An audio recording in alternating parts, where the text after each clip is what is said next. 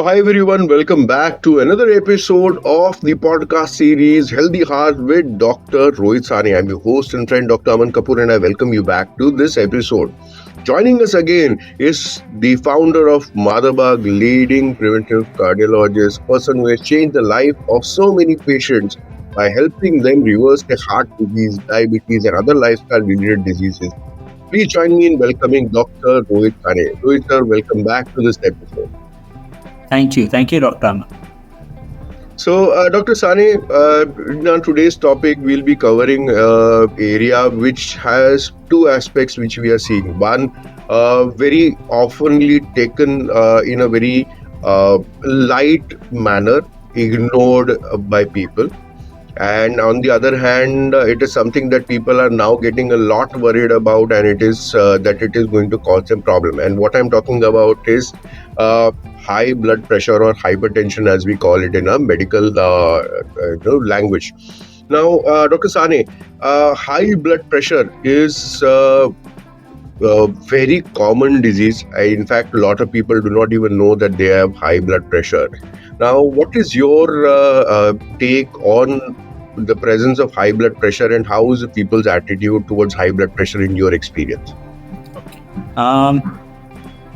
Okay. Well, you are almost to the mark, Dr. Aman, because as you said, you are right that most of the Indians don't even know that they are hypertensive.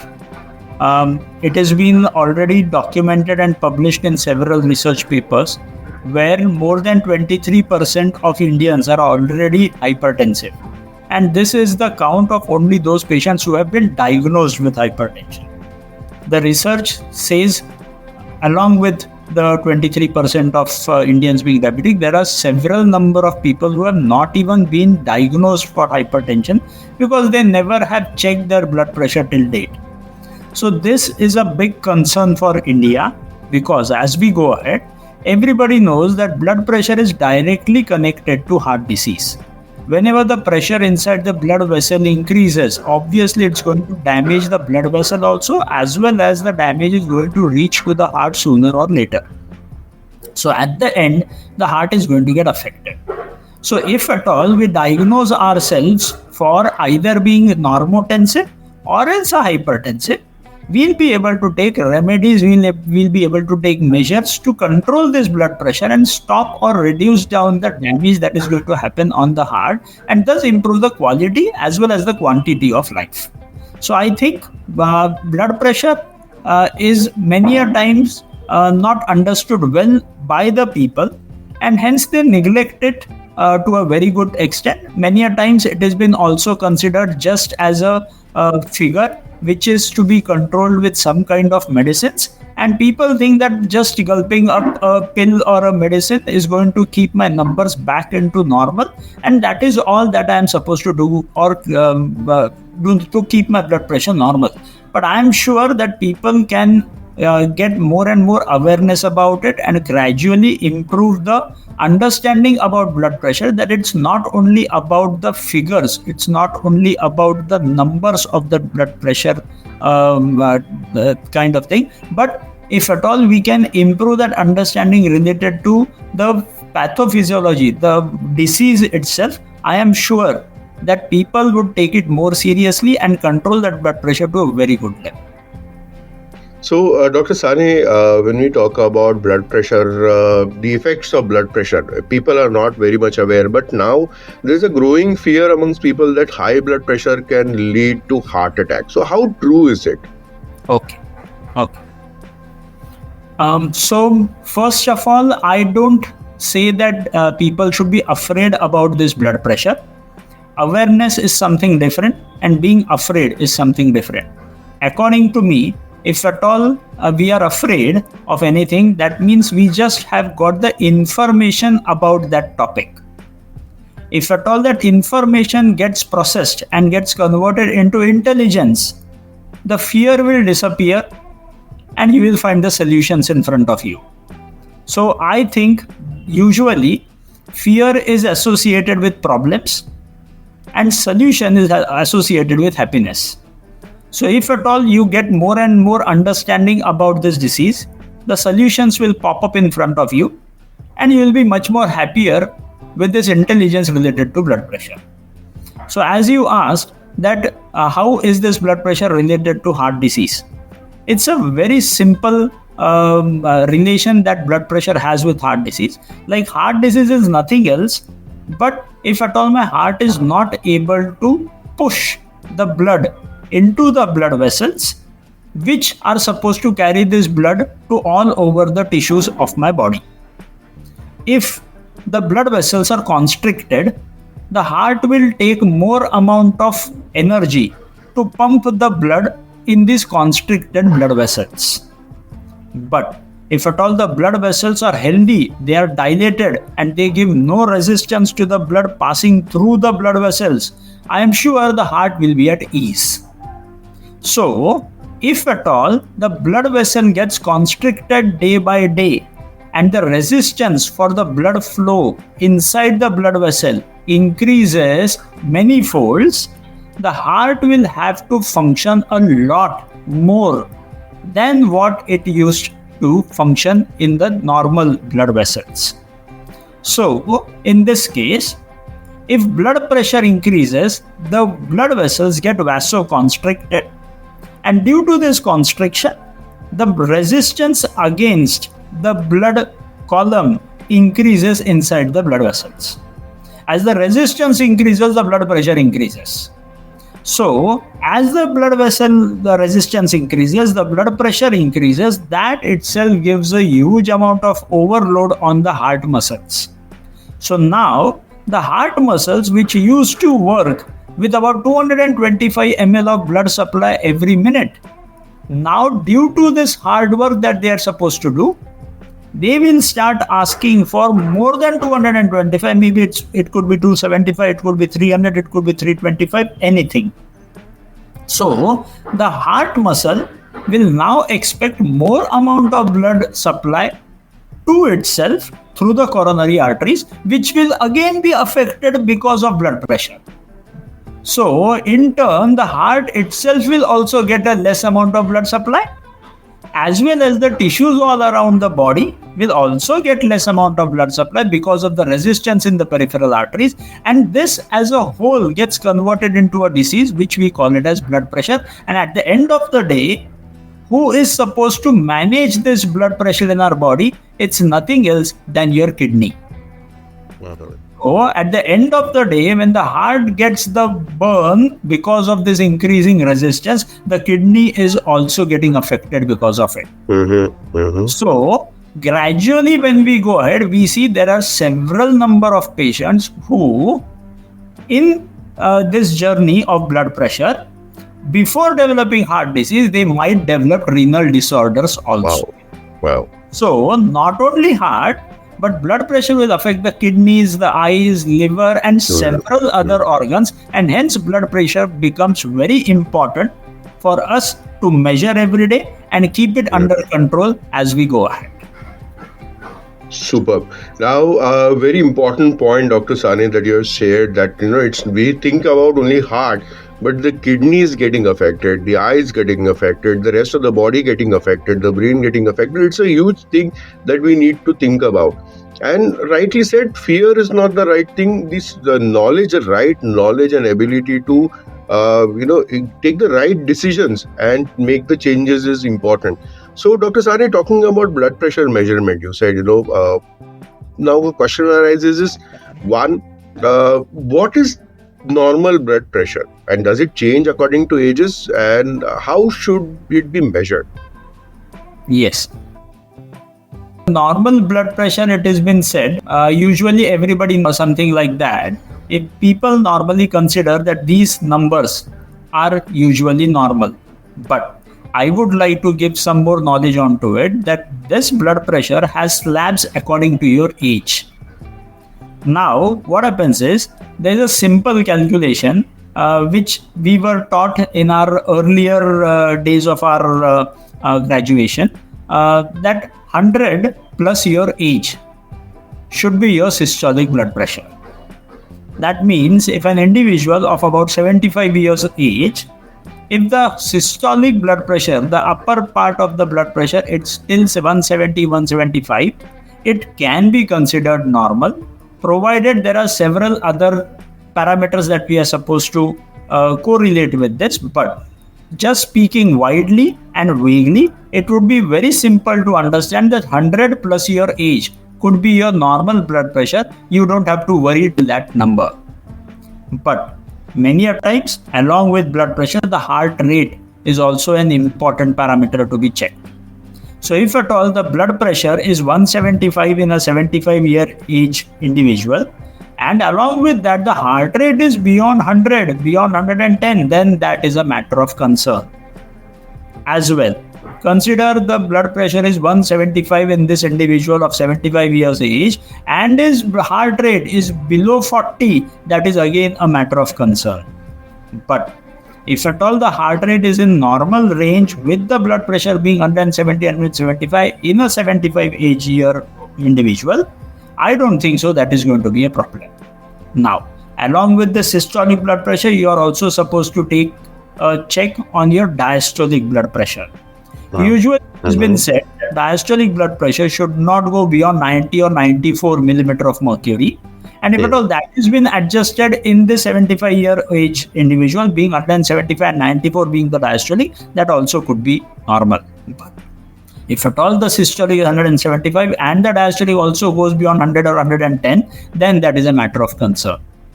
Okay. So, when we talk about blood pressure, there are several other parameters that we need to check with this blood pressure.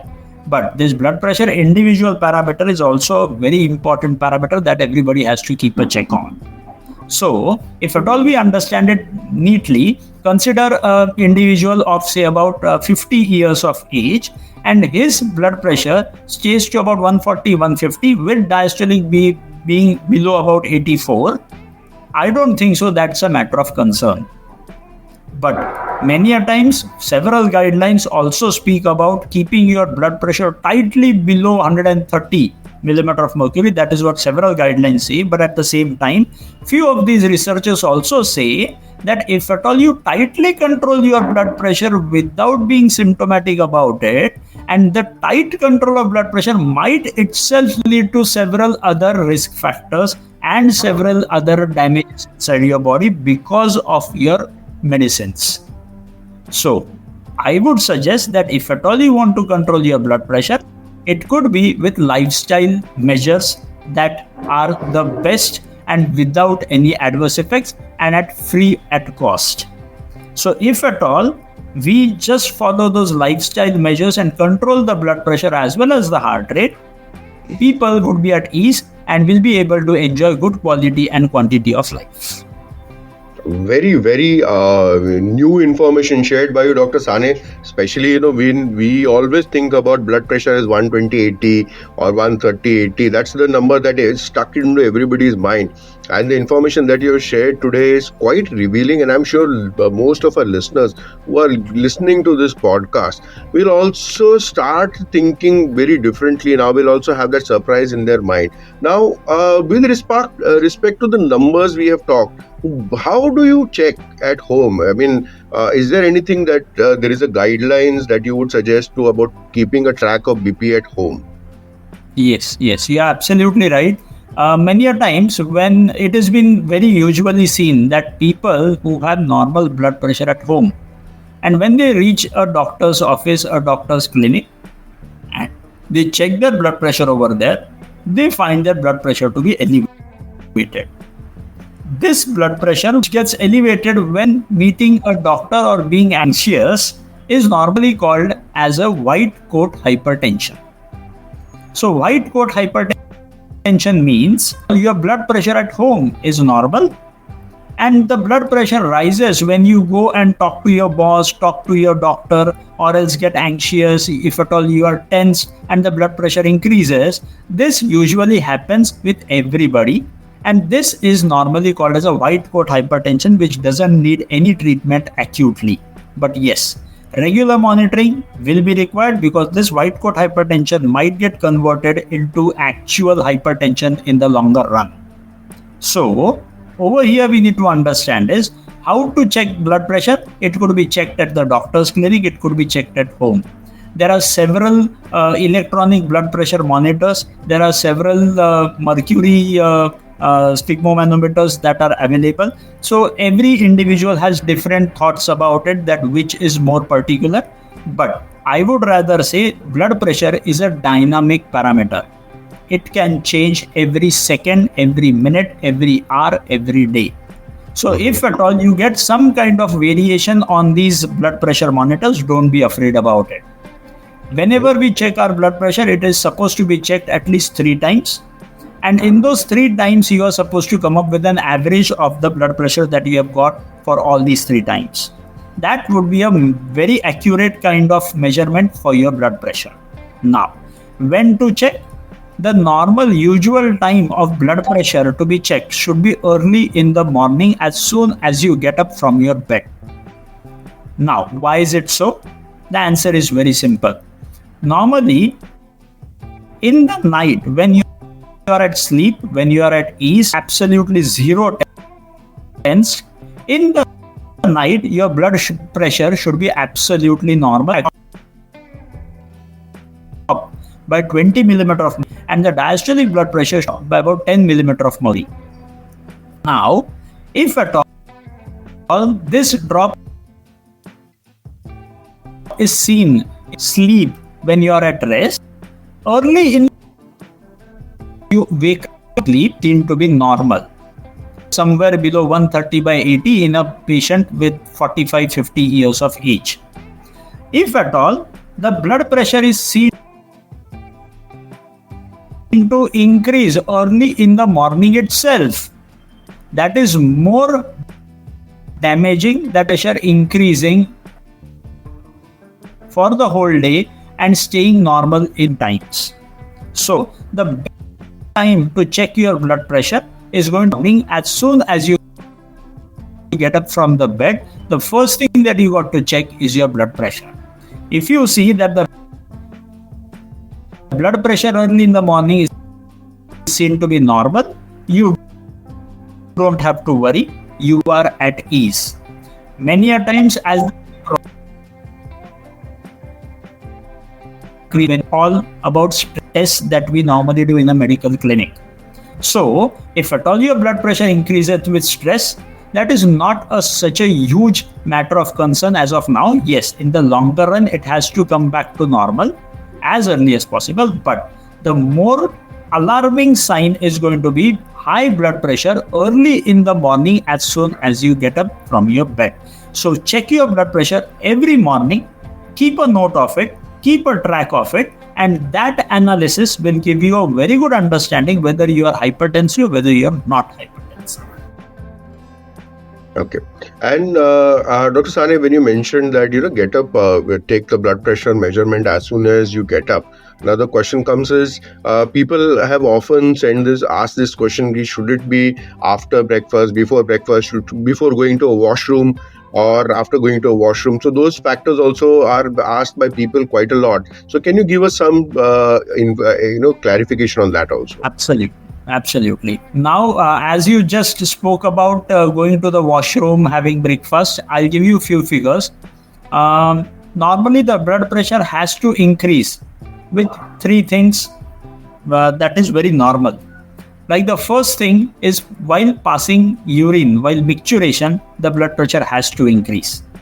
The second, while passing stools, while defecating, the blood pressure has to increase. That is very, very normal. If at all it doesn't increase during micturition and during defecation, that is a concern.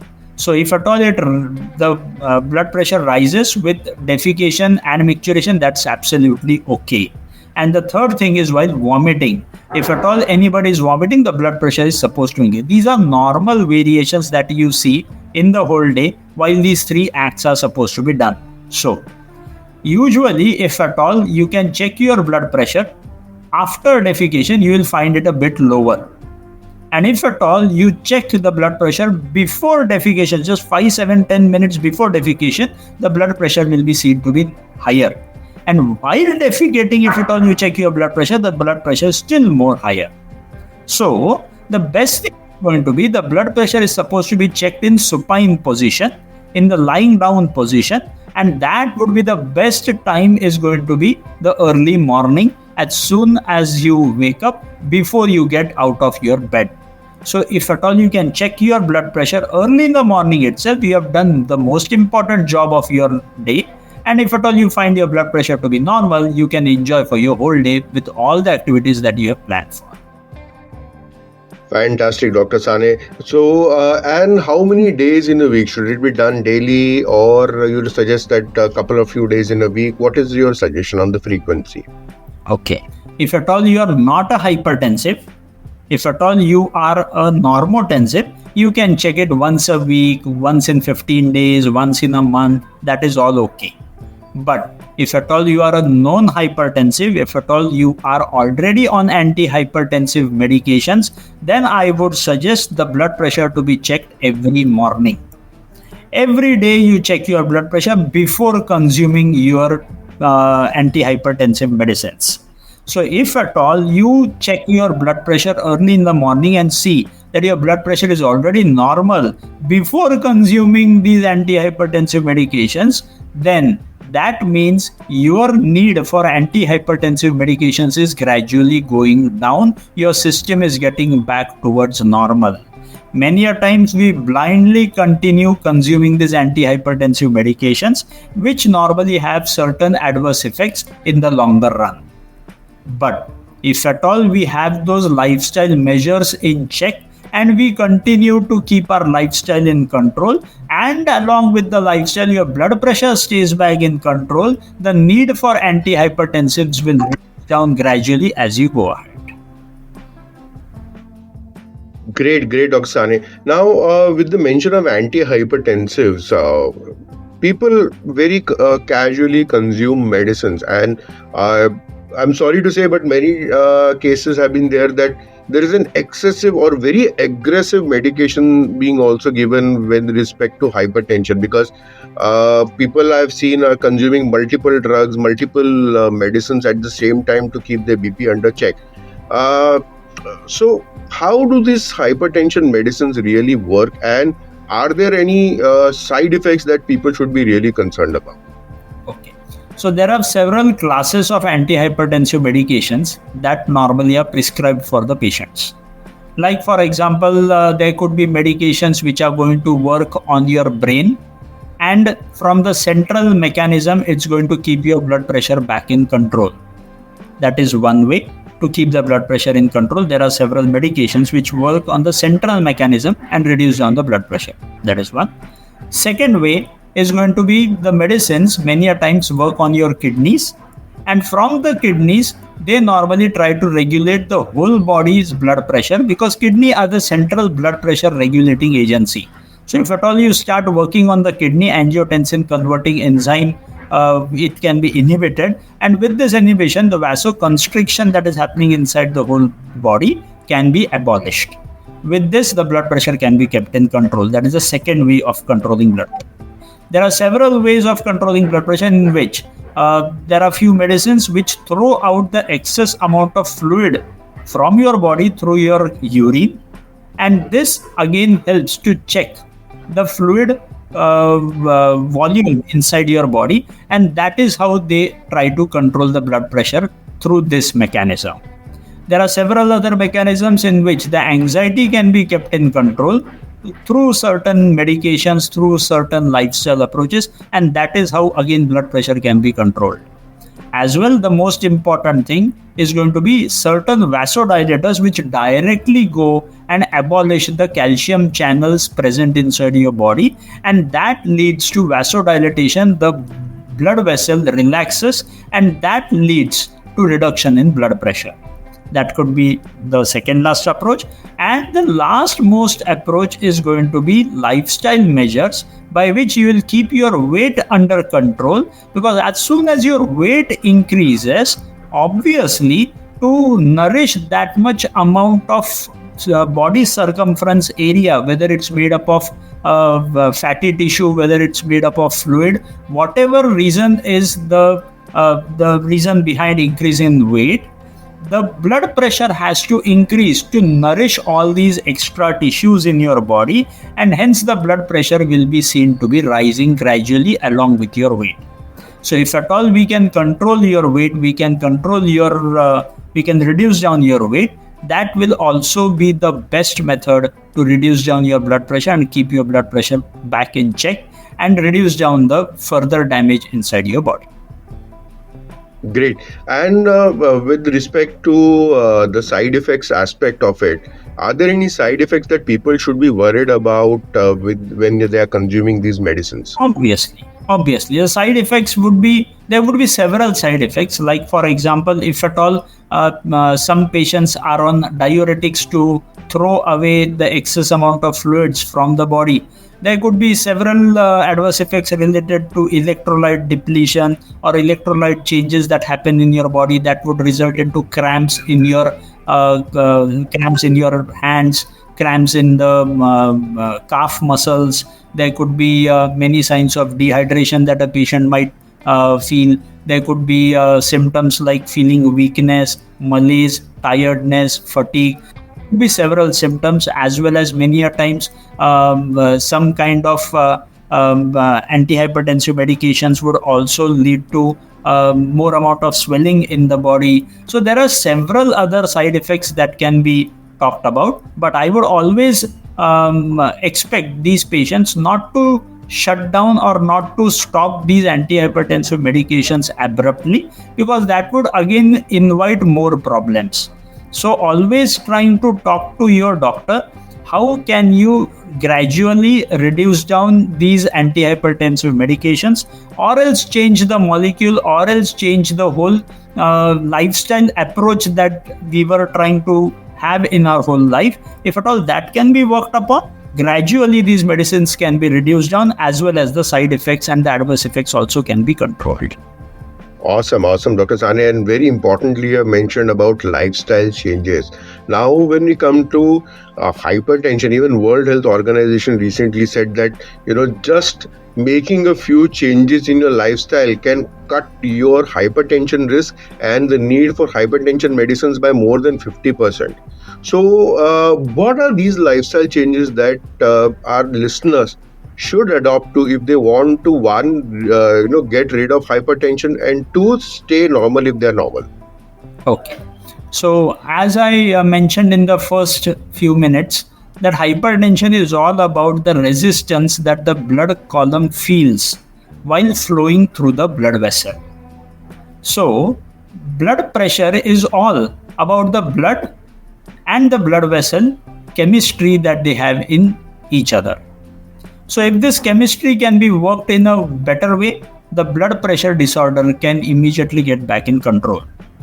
Like for example, all those reasons by which the blood vessels get constricted and they initiate some kind of resistance against the blood volume, if at all this can be kept in check, blood pressure can be in control. Now, how to do that is stop all those things which are going to increase the resistance of this blood vessel against the blood column. Now, which things normally increase the resistance? There are three major things. One is going to be the food that you consume. Food will include the volume of fluid also.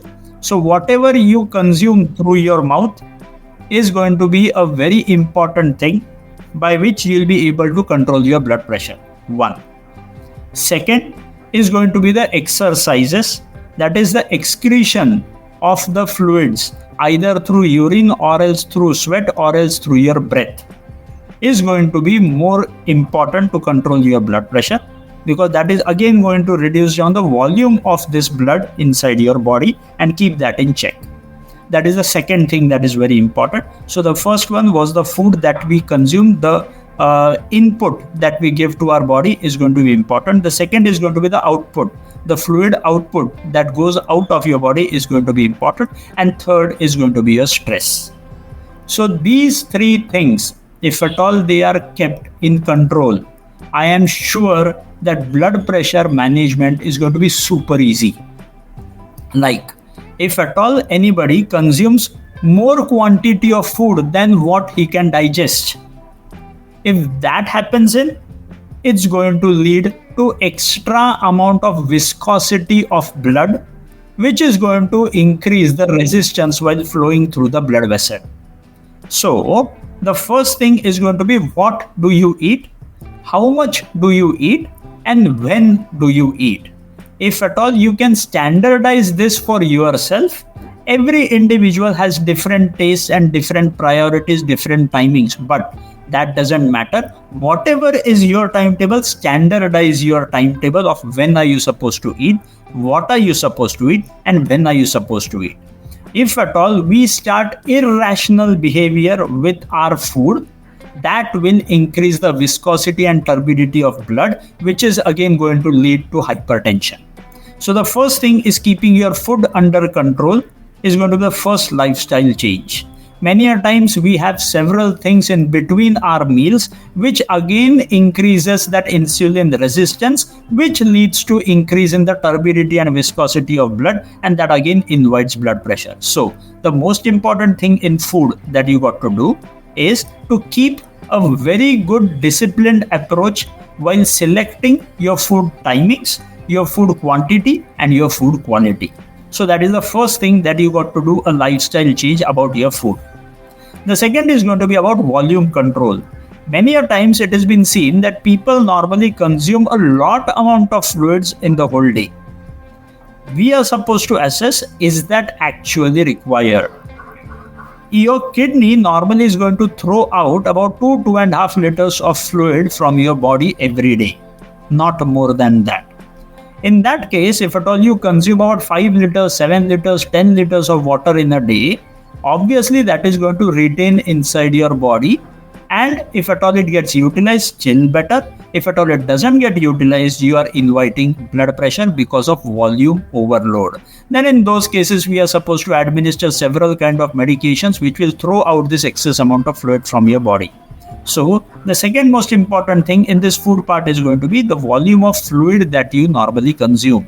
So in food, there are going to be two things. One is going to be the solid food, that what you eat, when do you eat, and the quality of food that you eat. And the second is going to be the volume of fluids that you consume. So the first thing about food, the lifestyle change that you got to do is about the food that you normally have. The second most important lifestyle change is going to be the amount of excretion of these fluids from the largest organ of your body, that is your skin. If at all you are supposed to excrete that kind of fluid from your skin, you will have to sweat out. If at all you have to sweat out, you will have to exercise. So the more you exercise and more you throw out this excess amount of fluid from your body through your sweat as well as through urine, the job is going to be much more easier, and hence exercise is going to be a very, very important point in managing and controlling your blood pressure. Now, these exercises would be of two major types. One is going to be the physical exercise for your external muscles, whatever you have, and the second is going to be for your lungs, because your lungs also breathe and try to manage the fluids inside your body. So if at all the breathing takes place in the right manner, the amount of angiotensin agent that is supposed to go to your kidney to message that yes, kidney has to work well, does come from the lungs itself.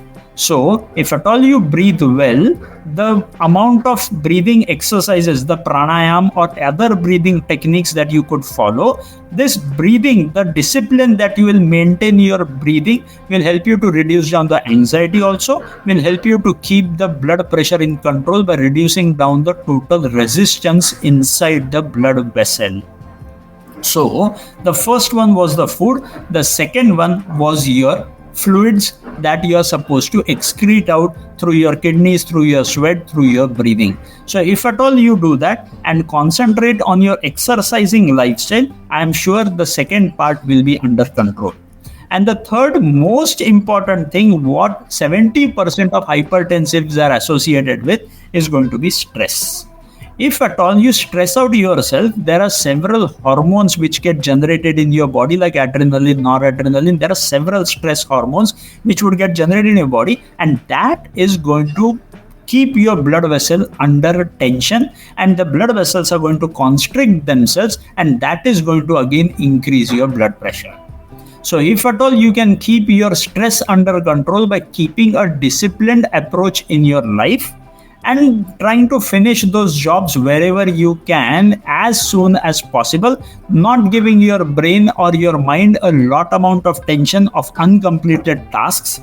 If that is done well in time in a disciplined approach, I'm sure stress also will be back in control to very, very good level. So, if at all we have these three things well in control, the one is going to be the food intake as well as the fluid intake. That is the first part. Second is going to be the fluid output through your exercises. That is the second thing. And third thing is going to be keeping your stress under control. If these three things are controlled well, I am sure that your blood pressure will be absolutely back in control and you will be able to stay a very good, you'll be able to enjoy a very good healthy life with good quality of life also. Awesome, Dr. Sane. Thank you. Very important tips. My dear friends, I am sure you are going to follow this. Those who are listening to this, share this with everyone. Dr. Sane, regarding the salt intake, any quick tips about the salt intake for the listeners who are listening to our podcast today? Yes. It has been seen that in India, people normally consume more than 13 to 14 grams of salt every day. But if at all we try to go back to the guidelines and understand that 5 grams of salt intake is the max that we are supposed to consume. When we consume 3 times more amount of salt in our diet every day, obviously that is going to invite problems. So, if at all salt, if we talk about our normal table salt, 5 grams of salt will have about 2.5 grams of sodium. So this sodium is going to be much more a bigger culprit than anything else. So if at all we can replace this sodium with potassium salt, it's going to be the easiest solution. Obviously, potassium salt will not have that kind of taste what the sodium salt has, but it will have incredible benefits on your body that is going to push your blood ahead, keep your heart healthy as well as the muscles very, very toned up. So if at all the salt intake, the total amount, the total quantity of salt intake can be brought back in control to about 5 grams a day max, and having this salt, the sodium salt replaced by potassium salt, it's going to be still more better. So salt, which is a very much talked about topic when it's about blood pressure, I am sure that these simple 2 techniques that everybody does is going to keep your salt as well as your blood pressure back in control. Awesome. And any words about sendha namak or the rock salt? Yes. Usually, way back in Ayurveda, it was mentioned that rock salt is a very, very good form of salt that everybody can consume. The more amount of minerals that the salt has, it's always going to be good. Usually, Saindhav Namak is been termed as low sodium salt, or else compared to the usual salt that we consume, compared to that, if at all we try to compare Saindhav Namak, the rock salt, it has much more amount of potassium as compared to the usual salt. So if at all we can have Saindhav, if at all we can have rock salt in our food, still better. But rock salt also can be consumed, has to be consumed not more than 5 grams a day. Whatever salt you consume, whether it's potassium salt or whether it's sodium salt, if at all you can curtail it down to about 5 grams a day to max, that is going to be the much easier option that you can go ahead with. Great, Dr. Sane. Fantastic discussions today around hypertension. And I'm sure after listening to your suggestions, your views, and your advice, the tension of our viewers would have definitely come down with respect to hypertension. So, Dr. Sane, thank you very much for such a fantastic discussion, for giving us such valuable tips around high blood pressure. My dear friends, don't worry about high blood pressure, but take care of it. Dr. Sane has shared with you fantastic knowledge, valuable tips and insights What you need to do with this is to apply in your life, share it to the people, those who are in your circle, so that they can stay away from hypertension and keep their lives healthier and happier. And at the same time, as always, please share your comments here below in whatever platform. If you're listening on Spotify, whether you're listening on YouTube, whether you're listening on YouTube Music, Audible Music, podcast of Apple Podcast, please drop in your comments below and let us know what you think about this episode, or if you have any other questions that you would like to ask us. Share and subscribe if you have not done till now. With this, we end this episode. This is your friend Dr. Aman Kapoor taking your leave. Bye-bye. Thank you, Dr. Sane, for giving us valuable guidance. Bye-bye, everyone. Bye. Bye.